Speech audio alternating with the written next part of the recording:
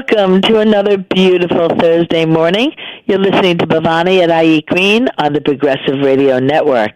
And I have a great show planned for all of you today. My guest will be Bren Smith. He actually will be a returning guest. He was on my show before, but I invited him back on to talk about his new book, Eat Like a Fish. And so he will be on in a little bit talking to us about his 3D ocean farming and the work he's doing as a regenerative fisherman. And before he comes on, though, I want to share with you some things going on in and around the news, ways that you can take action, and, of course, this week's recipe. So when it comes to taking action, there's so many different things, and they are listed on my website, but the big one is happening tomorrow. Tomorrow is the huge global strike, and this is a global strike for climate change, to raise awareness, to set out a clear path of what our demands are and what we want to see going forward. And I, fortunately, am in New York, where there will be a huge, huge rally starting at noon in Foley Square. And I hope to be there. I will be getting there late because I have my school day to finish out before I can leave. But it is, I'm actually hoping the school is partially empty and that most of the students in the school are heading into the city, because this is a youth-led movement. This is their future, and it is so wonderful, and the adults have been invited to make this event an intergenerational event. And the demands that the global movement is looking for are really very clear, straightforward. A Green New Deal. We want to transform the economy to 100% clean, renewable energy by 2030 and phase out all fossil fuel. We want to halt the leasing and permitting of fossil fuel extraction. And that includes, New York, it's great. We don't frack, but we're still part of the infrastructure. We're still building those pipelines. The Williams Pipeline is, another take action item on my list. That's set to go right through New York Harbor, and it's looking like it might pass. I mean, it's insanity. So we have to stop this. We have to respect the indigenous land. I mean, when we took over this country and displaced the indigenous people, we, gave them land that we thought was invaluable. Well, fast forward a couple hundred years, and we realize that the land they're on is not so unprofitable, and we're trying to use our power and use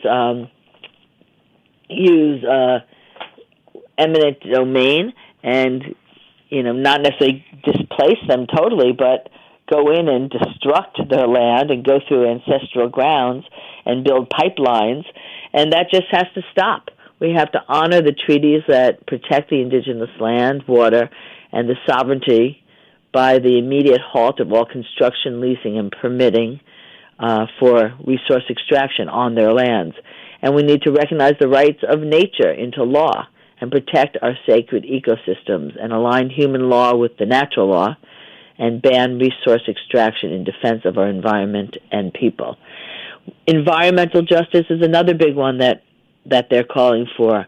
We need to invest in prosperity in communities that are on the front lines. I mean, climate crisis mostly will impact those that are in poverty, and when they're building incinerators and recycling plants, and they always go into the poorer neighborhoods that are not as well mobilized to fight against it. So we need to all band together and not let that happen.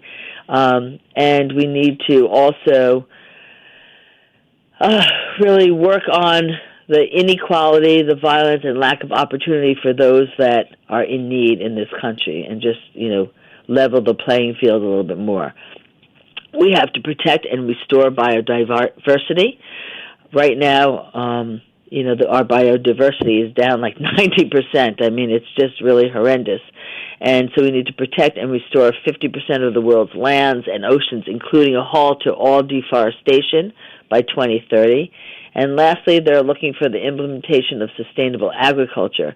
And as I've talked about many times, regenerative agriculture can actually help mitigate some of the problems of climate change by sequestering some of the carbon from the atmosphere back into the soil, and we need to invest in farmers and in regenerative agriculture that is doing that, and end all the subsidies for the industrial agriculture, which doesn't do that, which just feeds the corporate wealth cycle that we really need to put an end to. So they have really, really great, clear demands, and we all need to get behind that.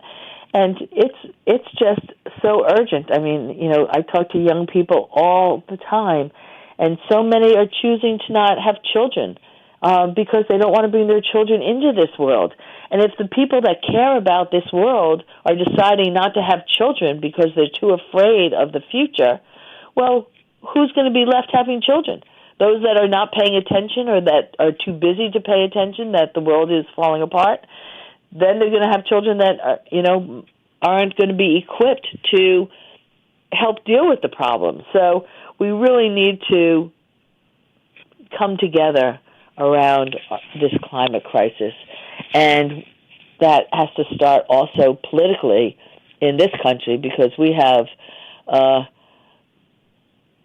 person in the White House that is just unbelievable. I mean, every day there is a new thing. Yesterday it was, rolling back the environmental protections with the car exhaust, and California has their own laws that they set up that the car manufacturers have agreed to, and they're all set to go forward with that. And now Trump is trying to roll that back and say that California has no right to make their own laws. Set to go to the Supreme Court, probably, eventually, but look who's in the Supreme Court. Thank you, Mr. White House. So we just have to, work together. The Democrats have to work together so that we don't split the vote between two of the front runners and end up with a moderate Democratic person that does not see all these Green New Deal rights that we are trying to fight for as priority. So we have a lot of work to do. And one of the ways to do it without getting overly depressed is by banding together with others that are really looking towards the future. And the energy that you get when you go to a rally or a march like this is enormous. It helps feed you and gives you the energy to carry on, because otherwise you just want to lock yourself in a room and cry. I know that's how I feel so much of the time. And so we need to band together. So another take action I have on my newsletter this week was General Electric, who, says they, support the Paris Climate Agreement and they care about the future of energy, but meanwhile they're funding coal power plants around the world, and that's got to stop. So, there's so many contradictions that are happening on a regular basis, and for those that missed the article in Tuesday's science section of the New York Times, there was a great article that exposed the International Life Sciences Institute, which is a American nonprofit organization that was funded and started over 4 decades ago by a top Coca-Cola executive. And its members consist of, DuPont, Pepsi, General Mills, Nestle, Danone. I mean, it's just, a list of some of the biggest corporations that care about their stockholders and the bottom line and do not care about the health and future of our planet.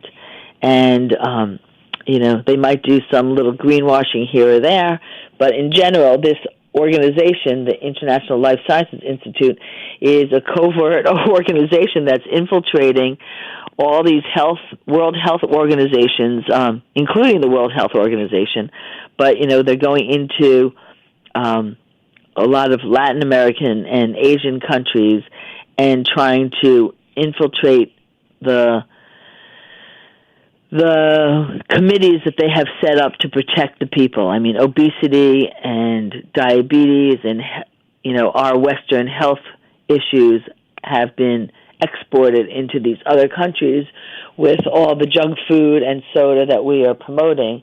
And, things like in India, they were trying to put a big red label on unhealthy foods, and it was looking like it was going to go forward, and then this organization got involved, and they stopped it dead in their tracks. So the warning labels to help protect the public against eating some of the foods that are being pushed on them are being stopped. And so you should really read that article. I have a link on my website at iEatGreen.com. But it's just really fascinating. I mean, big food, big pharma, big agribusiness, they are all over it. They know what they have to do to keep their profits up, and they don't care about anything else. Look what we saw with Purdue. I mean, they just, still continuing on and, taking their money out of the country to other places to try to avoid it, and they'll pay a little penalty, which is, it sounds like a big penalty, but to them it's like a little Band-Aid, and then they're going to go on and do it again. So that's what the OxyContin issue I'm talking about. So we really need to band together and, coming out on Friday in New York City if you're in the New York City area, but you can go to the website Strike With Us and plug in your zip code and find a rally or march near where you live to get involved. But the energy around this is really exciting, and I think it's, a movement that is going to be unstoppable, and we all need to get on it because time is running out. Okay, I want to share with you my recipe this week. It's a really easy recipe. As you know, I am a farm-to-school coordinator now for our local public school. I'm in the Glen Cove School District. And so every month I'm introducing a new vegetable to the students. 3,200 students this week are tasting this recipe of steamed Swiss chard. I got rainbow Swiss chard, and I made a lemon garlic herb sauce. So it's very simple.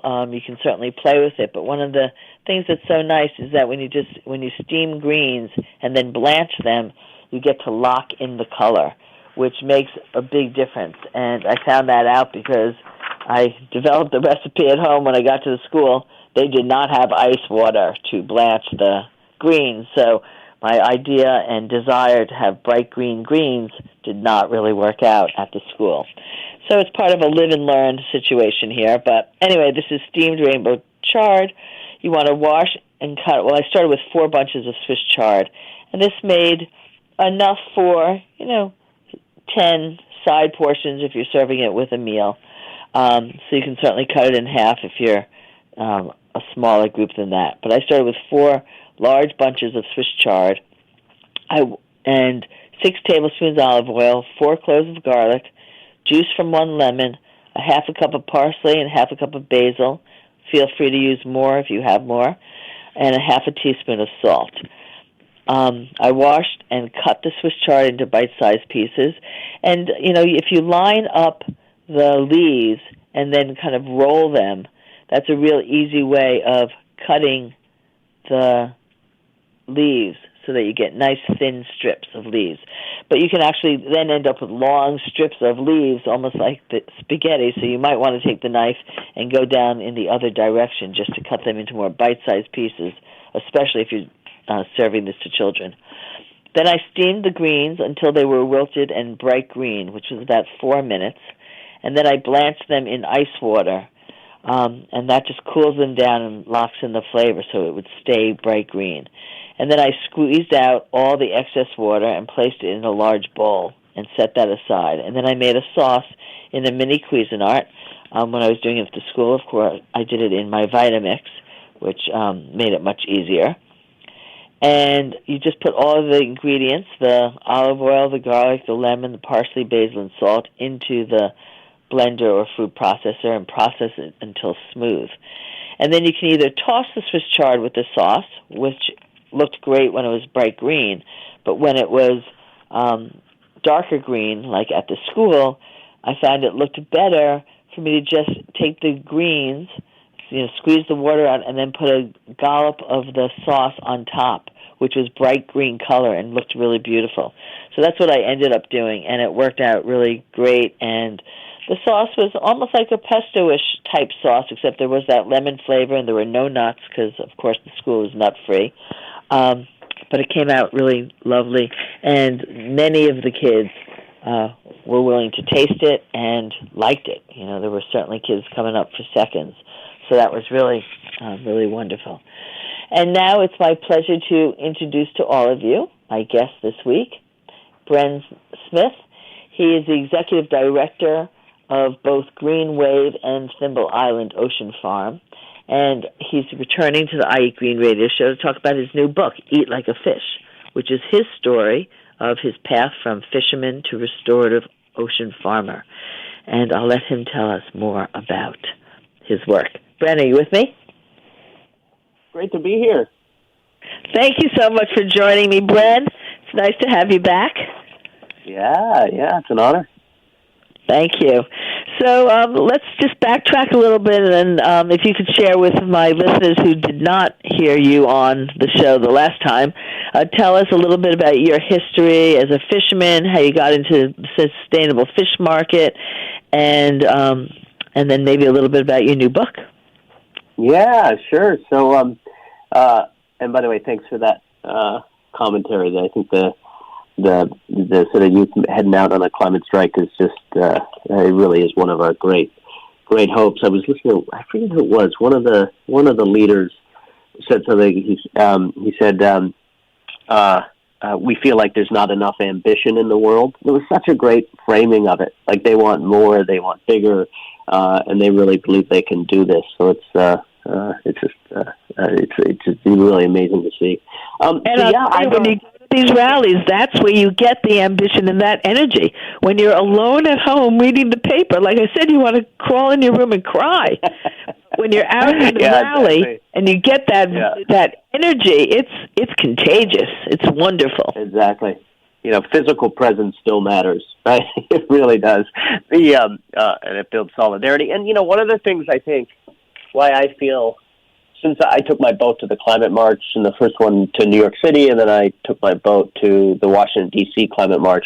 And one of the things that why I felt so welcome there, and actually more welcome than I often feel like in the ocean space and the seafood place, is that it really was sort of what I think of as a politics of yes. It was people coming together, and this is really, I think, where the movement is, of not just saying no, not just stopping stuff like, which we have to do, stopping pipelines and coal plants and, you know, destructive monocultural ag, but actually what's the yes, what's the solution? Like, as a movement, we can build the economy we want. We can bring solutions to the table, and really offer new opportunities for folks that struggle and you know, really deserve to be in the front of the line as we're building a new green economy. So that I just feel so comfortable in that politics of yes and the solutions-based change, which is quite honestly new for the environmental movement. You know, traditionally it's really been a conservation frame. It's been a no, stopping all the bad things in the world.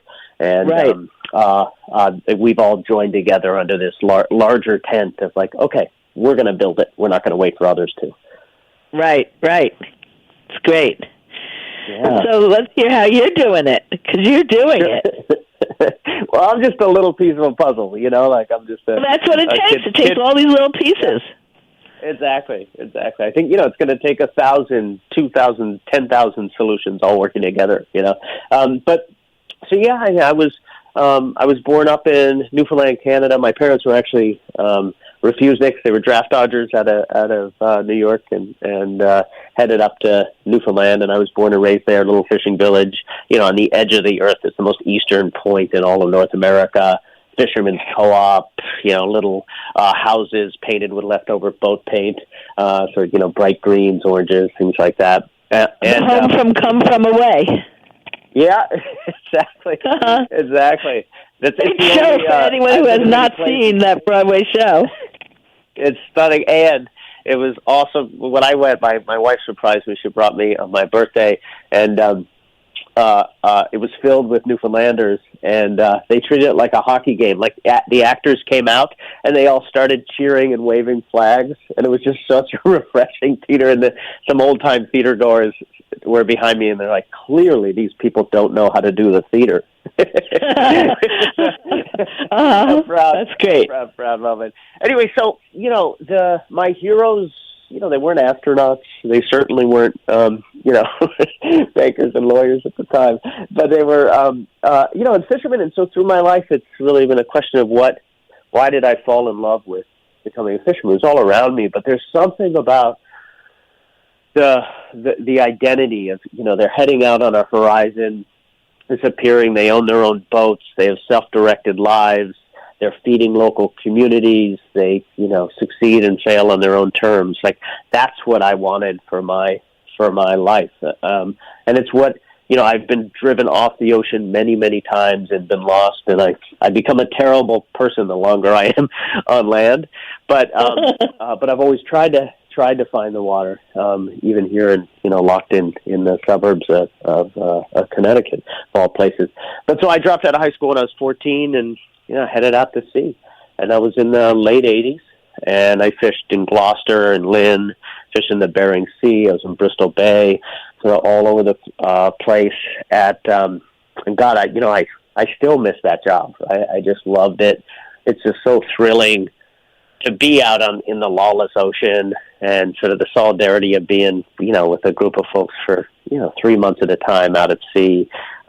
It's just amazing. The trouble was, I was just like the tar sands, the oil fields. This is that was the most destructive form of food production on the planet at that point. We were fishing illegal waters, tearing up entire ecosystems with trawls, and most of my fish was going to McDonald's. So, terrible fishing practices, creating terrible food. And so clearly that wasn't the future, even though it was for a kid, it was a great place to start. Mm-hmm. So at what point did you decide that you didn't want to be part of that system and you wanted something new? Yeah, so I wasn't an environmentalist as we think of them traditionally, but the cod stocks crashed back home in Newfoundland. I think that was 94, 92, right around there. And 30,000 people thrown out of work, largest layoff in Canadian history. And, and just, walking hungry ghosts in the street, people with no direction, plants closed, thousands of boats beached. And that's where I first understood that, unless we protect the ecology, there are going to be no jobs on a dead planet. Like, this isn't, for me, about birds and bees and bears. It's actually about, kitchen table issues, people making a living, making a dignified living, but that is intricately tied and forever tied to protecting and rebuilding our ecosystem. So that was the beginning. It wasn't sort of, clear set of thoughts at that point. And I headed to what was supposed to be the answer to overfishing, which was aquaculture on the salmon farms in the early 90s, and went there, it was supposed to be create the new jobs, feed the planet, protect fish stocks, but instead it was equally as destructive as the wild fishery at that time. It, polluting local waterways, we were growing terrible tasting food, use of pesticides, antibiotics, all these things we know. So disillusioned, I kept searching, and I followed a woman down to Long Island Sound and found myself in one of the what I thought was one of the most desolate places in America, was the suburbs of Connecticut, and but then slowly remade myself first as an oysterman, and I think that was the real turning point of asking this question: if 90% of our fish stocks are either overfished or fished unsustainably. Climate change is, I just came back from Alaska working with some indigenous communities there, and it's just amazing how climate change is right here and now wreaking havoc on their fisheries. The wild fishery can't bear the burden of rising population and the impacts of climate change. So we need to find a new way to get food from the ocean, but we need to ask the ocean what makes sense to grow, right? Like, what's unique about the ocean as an agricultural space? And my oysters taught me that it just makes sense to grow things that don't swim away and you don't have to feed. Right? It's right. So simple, right?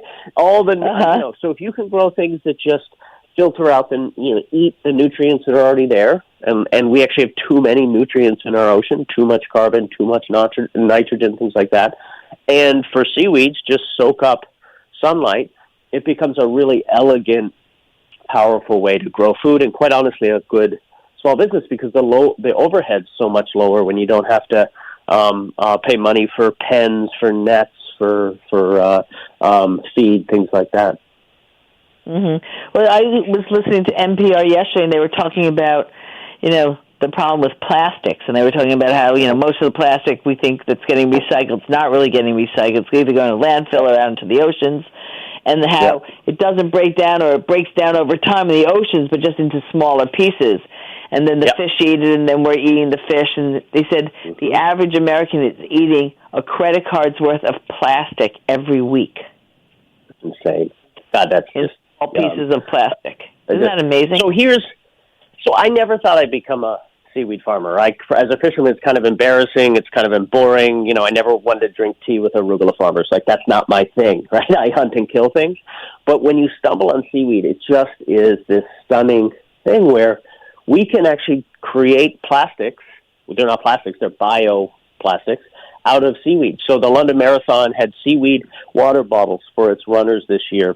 Places like Lollyware and others are making clothing and packaging. So other companies are making packaging for food. So imagine this, right? That as a farmer, I could be growing packaging with zero inputs, no fresh water, no fertilizer, no feed, no use of land, nothing, and actually begin drawing down the petroleum-based plastics industry. And so that's what's so exciting about, I think, this space. Yes, it's about delicious, beautiful food, but it's also about how can we look at the oceans as one of the great answers to climate change. The amazing thing is the Green New Deal mentions the oceans one time, right? More of the U.S. is underwater than above. Our oceans have soaked up 30% of the world's human-based carbon and 90% of the heat generated, and 40% of us live in coastal counties, right? But our back is to the sea. And so if we turn around and actually look out to the ocean, we can rebuild our kelp forests and sequester incredible amounts of carbon, for example. So if you were to rebuild the kelp forests in California, and grow kelp in 3% of California's water, you could offset the entire agricultural footprint of the state. It's just stunning, right? And that's a new paper that just came out through. Can you say that one more time so that everybody can really get that? Because if you were to farm 3% of California waters, but farm meaning reforest, right? Create blue carbon sinks, just like we do redwood reforesting. Let's do reforesting of kelp, but have, fishermen, farmers, everybody out there doing it, sort of the planting. 3% of California waters can offset the entire agricultural footprint of the state of California. It's stunning, right? And so this is the space.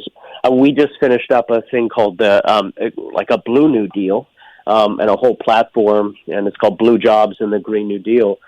And at the climate town hall in New York, I asked a question of Elizabeth Warren, saying hey, what about, oysters are dying up and down the coast, fisheries are threatened, what could be in a Blue New Deal? She immediately sort of took that, she used it, she talked about a Blue New Deal in her closing statements. And so I think this, including the oceans into the basket of climate solutions, I think this is the time to do it. Mm-hmm. I'm sure you get this question a lot, but when you're raising oysters and or seaweed and cleaning up the ocean using that method, what happens to the oysters and the kelp? Could that still be eaten, or is that now contaminated? Yeah, so we do things what we think of as sort of pollution farming, where we plant in urban ports. So we're working in the Port of San Diego, for example, and there are species that will grow that we just don't touch. We leave in the waters to rebuild those forests and the ecosystem. The Billion Oyster project right in New York City has just been a groundbreaking organization in this. And just let's plant 1 billion oysters in the harbor, not eat them, but let those engines of restoration, the coral reefs of the East Coast, really be do their job, and we don't have to eat them. And same with kelp. Like, let's grow that kelp and allow it to be a carbon sink.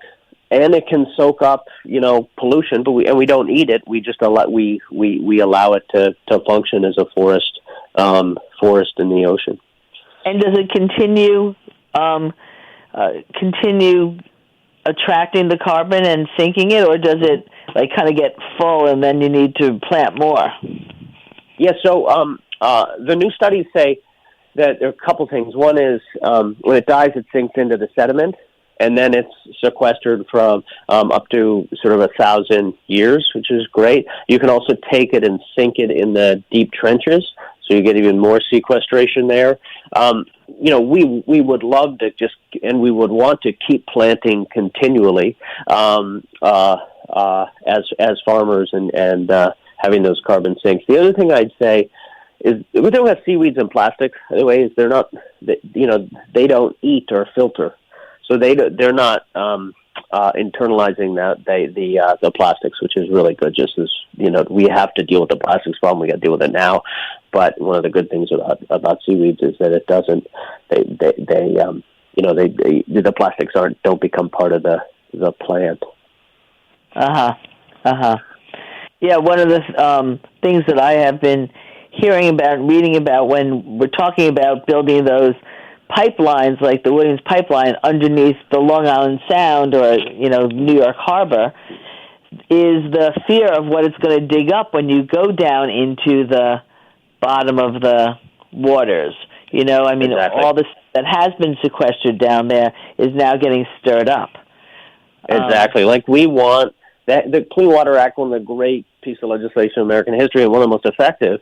What's happened to all those heavy metals that were in New York Harbor is they've sunk down into the mud, and that's where you want to keep them. You want them to stay there. If you disturb it goes back into the water column, right? So the water is amazingly clean, and you just want to let that mud be. The other thing. So I did the book. It's Eat Like a Fish.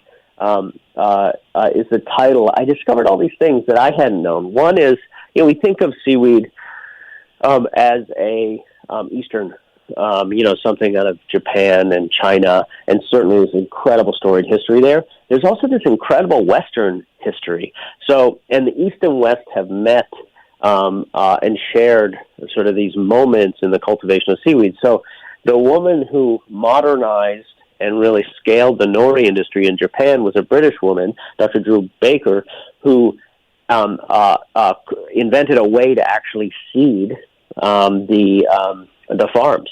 And I went to Japan, and there's a statue to her and a holiday once a year that all the farmers celebrate in her honor for building the industry. Right? Then you go to the Port of San Diego. In the early 1900s, there were 1,500 workers in processing 52 different kelp products. A lot of it feed and fertilizer, natural-based organic fertilizer for the Midwest. So this was an incredible industry that was there, and it was a food source. So in Irish and Scottish bars, you'd find seaweed all the time as a bar snack. Italians turned into fritters and fermented it. In Newfoundland, there's a long tradition of it being the freshest vegetable. Italians used it as a soup base. So there's just everywhere there have been people on the ocean and on the coast, they've been using seaweeds. And remember, there are 10,000 different kinds of seaweeds in the ocean, an incredible amount of variation. But this history's kind of been lost. In many ways, it's been lost as the soy industry and industrial food pushed that variation off the plate. One of the real sort of losses was this, ocean-based sea vegetables. Well, so let's take just a couple-minute break, and when we come back, if you could explain to everyone what 3D ocean farming is. I think, people kind of have an idea in their head, but they don't really know. So let's talk about that, and then the questions will come from there. So everyone listening, Right. I'm talking with Bren Smith, Executive Director of GreenWave and author of the new book, Eat Like a Fish. And you're listening to Bhavani at iEat Green, and we'll be right back.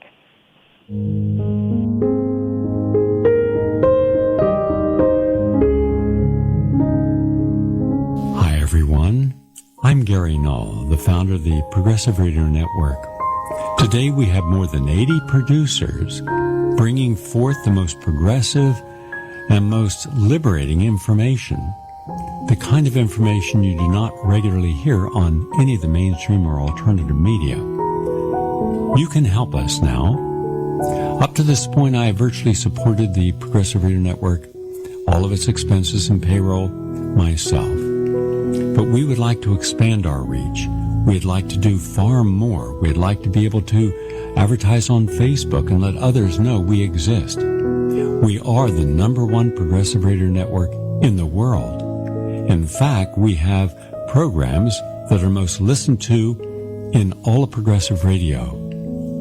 But we could go a lot further. Our message could reach a lot more people, especially at a time when people are desperate for honest, objective insights on the important topical issues of our day.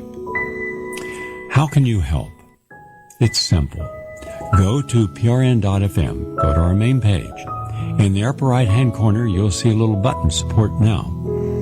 And then whatever you can contribute on a monthly basis will make a big difference.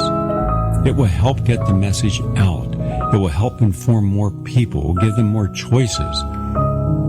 This is where you'll hear in the independent candidates and the people looking to challenge the corruption in government and industries. But we need to get our reach out further. So please, whatever you can afford on a monthly basis, and there's some suggestions there, and it'll be automatic. All right? Thank you very much for continuing to help us help you and the rest of the world on these important issues.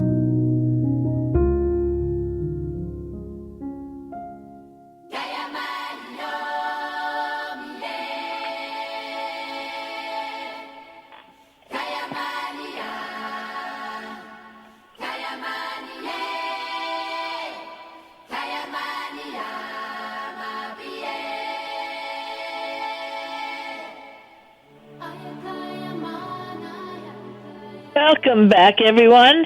If you're just joining us, I'm talking with Bren Smith, the Executive Director of GreenWave and author of Eat Like a Fish, about 3D ocean farming, and you're listening to Bhavani at iEat Green. So, Bren, can you tell us what is 3D ocean farming? Sure. So think of it as polyculture in the sea, and it's really using these great benefits of the ocean. One is, that we can grow food that's zero input, no fresh water, no fertilizer, no feed, not use of any land. And because the ocean is we kind of don't have to fight gravity, we're able to design under there with really simple design. So we think of as 3D ocean farming. Just imagine an underwater garden, vertical garden, where you have anchors at the edges of the farm, and then ropes that go up to the surface to buoys. And then about 8 feet below the surface, you've got horizontal lines, like a rope scaffolding system. And from there, we grow our seaweeds vertically downwards. So our kelp will seed on the lines, and then it grows over several months down, 12, 15 feet. And then we have mussels next to that in mussel socks. They look like sort of long sausages. We have lantern nets with scallops and oysters in them. And then down the bottom, we have cages with oysters, and then down in the mud, you have clams. And it's really, how many different species can you grow in a 20-acre area? We only grow native species. So whether it's in Alaska, California, the Faroe Islands, wherever, you look at the ecosystem and you figure out what are the restorative crops that you grow. Again, we just grow things that don't swim away and you don't have to feed, and crops that aren't just sustainable, right? So because sustainability is about low impact. It's sort of like about making bad things better, right?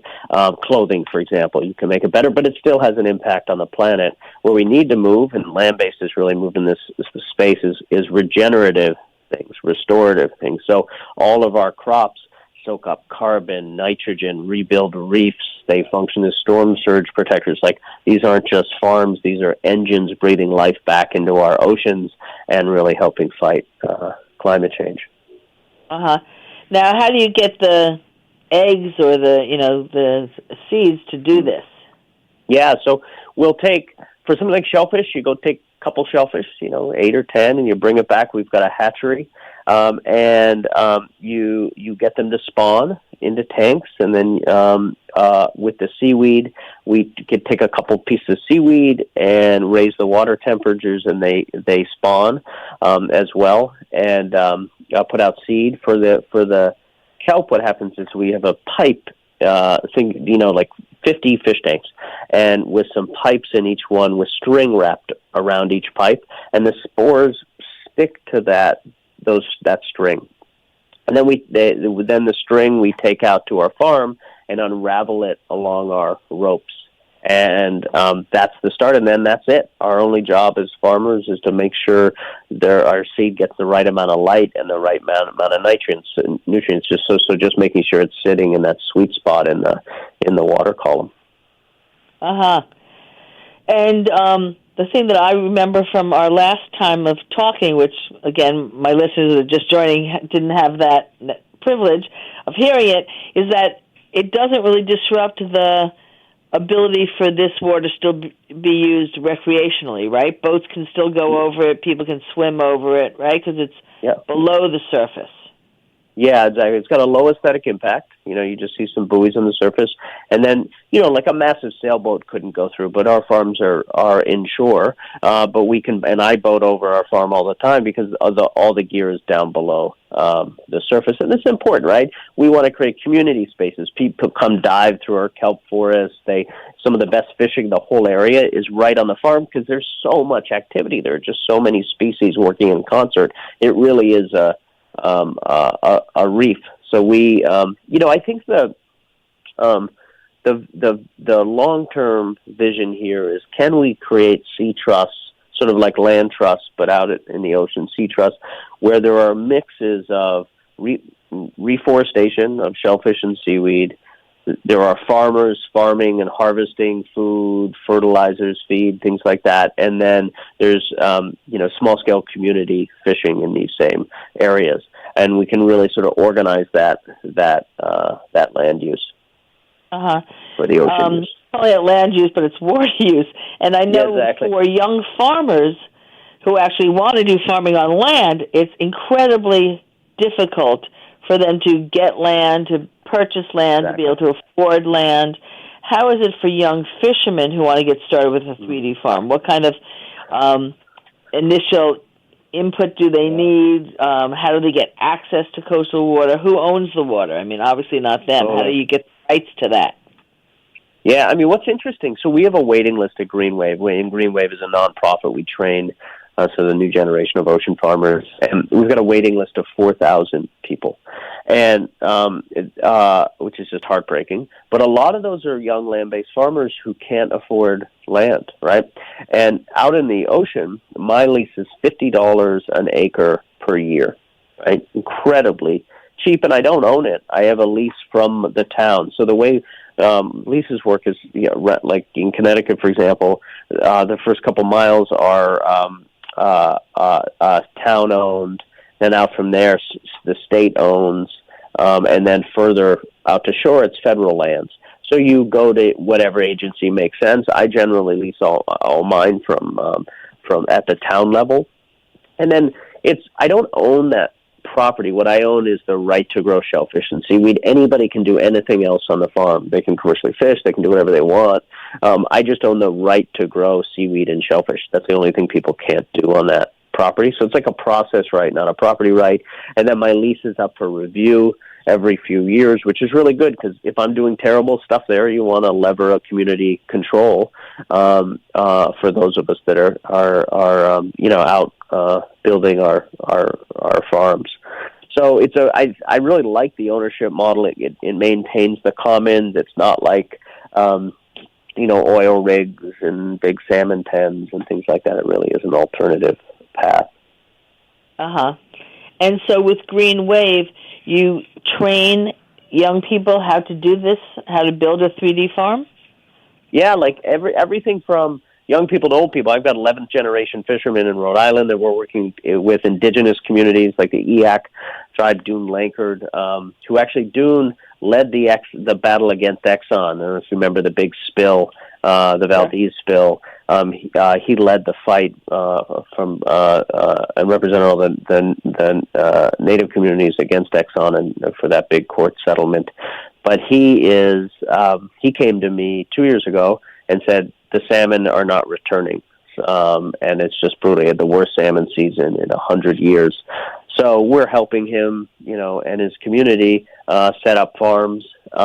We have incredibly about a year and a half ago, GreenWave stepped back and looked at who was in the industry, who's in the hatcheries, who are the entrepreneurs creating new, products, and who are the farmers.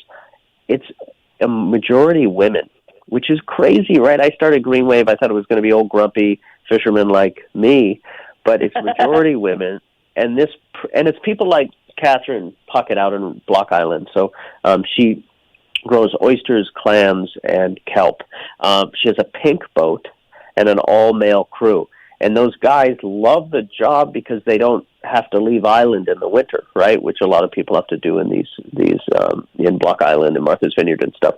So it's a year-round job, but they hate working on a pink boat. They find it incredibly embarrassing. But maybe that's the future of this blue economy. Like maybe women it's not about equity. It's actually they become the architects and builders of this new blue economy.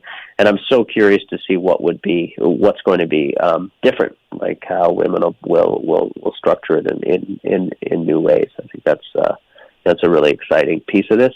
And that points to this, we have, what's fun about this space, I think, is because the oceans are a blank slate, we get to take all the lessons from land-based agriculture, the existing economy, what it looks like, and then all the lessons from aquaculture, and build something new out to sea from the bottom up. I mean, can we weave social justice into the DNA of this new economy, make sure that indigenous communities, women, low-income folks they get the opportunities to go out to sea and start building farms? Can we make sure that our seed isn't privatized, right? That it's actually a publicly protected, unlike land-based ag? How do we make sure we protect the commons? Like all those things we get to just build from the bottom up. We kind of get to do food and ag the right way this time, and I think that's that's the exciting prospect. While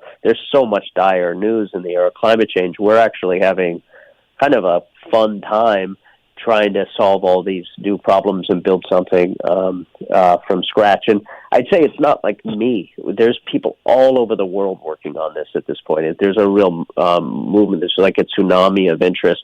And you go to pretty much every coastal state in the world now, and people are trying to figure out how to do new restorative, regenerative ocean farming.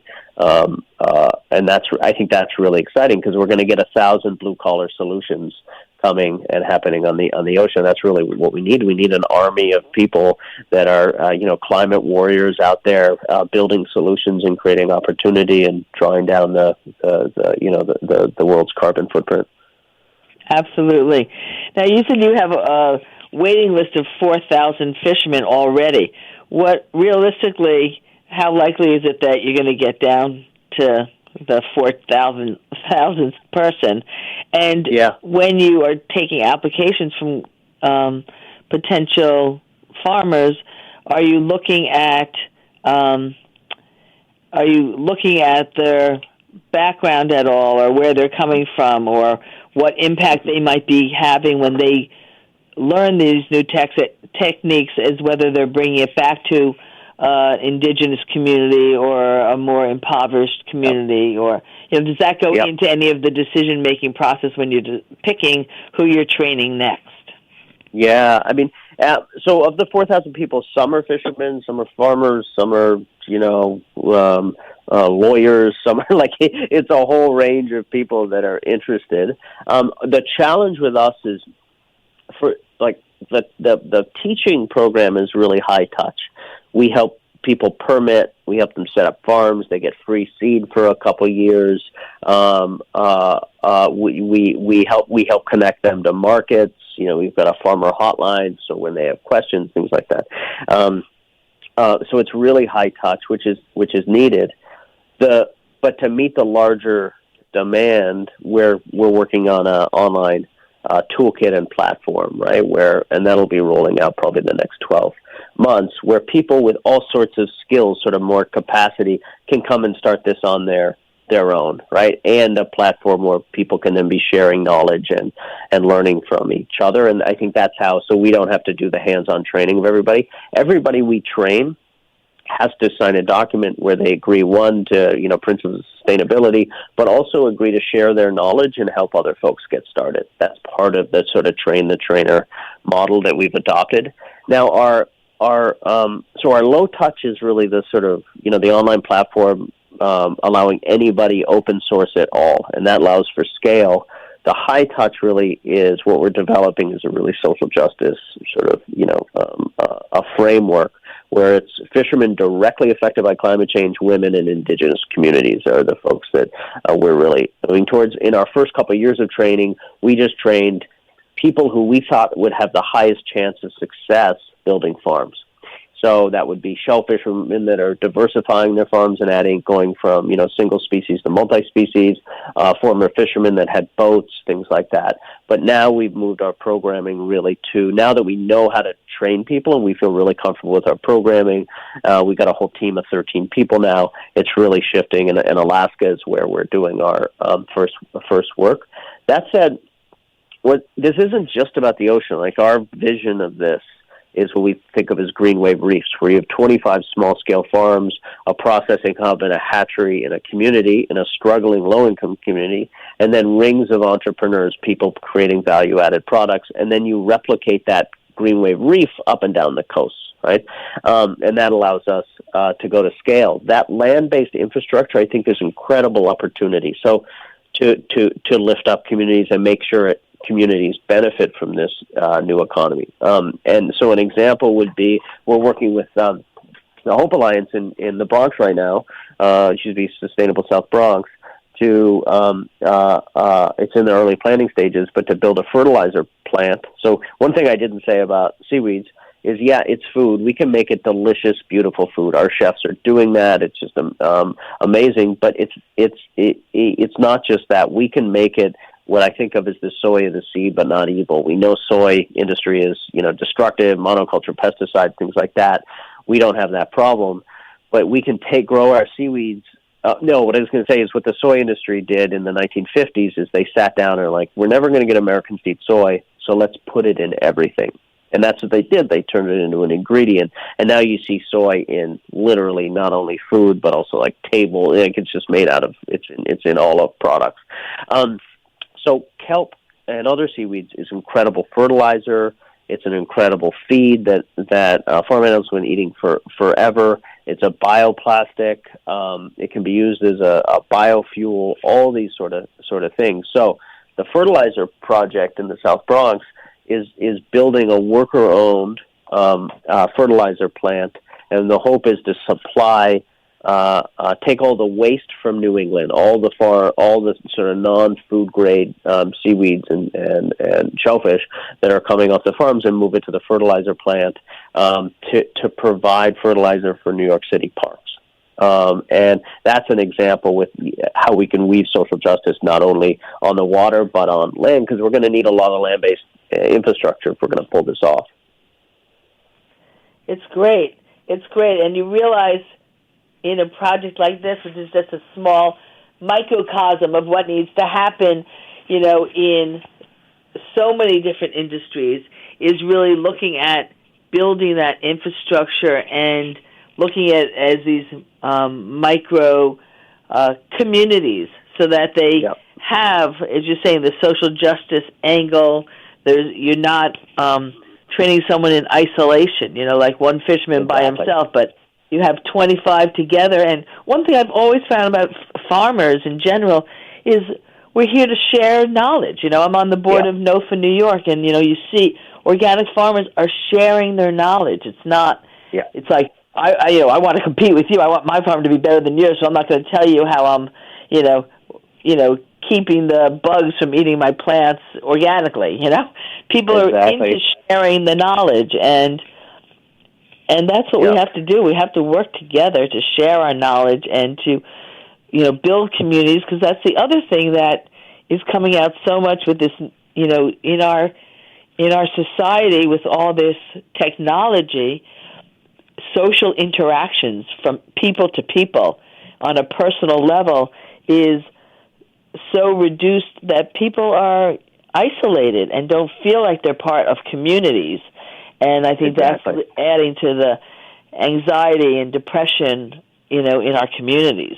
So, and the other thing that's really, we need to give, and I'd say the climate movement environmentalists have an obligation that every time they stop something, a coal plant, a pipeline, they have an obligation to provide economic opportunity to the workers that have been affected, right? It's not the workers' fault that they've been powering the country for 150 years as a coal worker or a steel worker or as a long-term family farm that's been feeding the country. So how do we transition and do a just transition for all these industries? And it's not just any economic activity. It's not like, I remember being in Kentucky talking to some folks, and this funder came in. It was like, oh, why don't we set up call centers for all the coal families? Well, who wants that kind of job? That a lot of the, think of all the songs that have been written about coal workers, steel workers, fishermen, and farmers, because these are like iconic cultural jobs with meaning, jobs that sort of fill your soul. And so the climate movement, the environmental movement, we all need to work together to create an economy that people are proud of, that they'll write songs about, right? How do we create jobs with meaning and dignity? And I think that's just really important. A lot of times it really gets lost in the discussion that this isn't just about any work. It's about work that really, you're just filled with pride to wake up every morning, because that's what I had as a fisherman. Right? And what you're saying is so right on, because with so much of our society moving towards robotics, and so many people are going to be displaced from their work, we need to have these beautiful jobs that give you dignity, that feel good, not just another tech job. I mean, someone who's out there working with their hands is not going to come in and sit behind a computer for 8 hours. It's not, or run push a button for a robot. I mean, that's not going to happen. So you're right on. We're going to have to leave it because we're just about out of time. Before we run out of time, I'd like you to share your contact information or ways that people can get in touch with you or your company, GreenWave. To see, what's going on, how they might be able to get involved. Absolutely. So the website is greenwave.org. And we got resources there, ways to get involved. And I'd really encourage people to sort of start contacting their legislators and others to support a blue jobs element in the Green New Deal. I think there's an incredible opportunity. If you go Data Progress or our website has a document called Seafood Blue Jobs in the Green New Deal, which has a bunch of proposals, and I think there's a real opportunity to get the oceans into the planning of what a Green New Deal might look like. So thanks so much. Total honor to be here. And, keep up your amazing work. And your amazing work, too, Bren. I'm such an admirer. And everyone out there who's been listening, thank you so much for joining us. You've been listening to Bren Smith, Executive Director of GreenWave, and me, Bhavani, at iegreen.com. See you next week. Have a great rest of the week.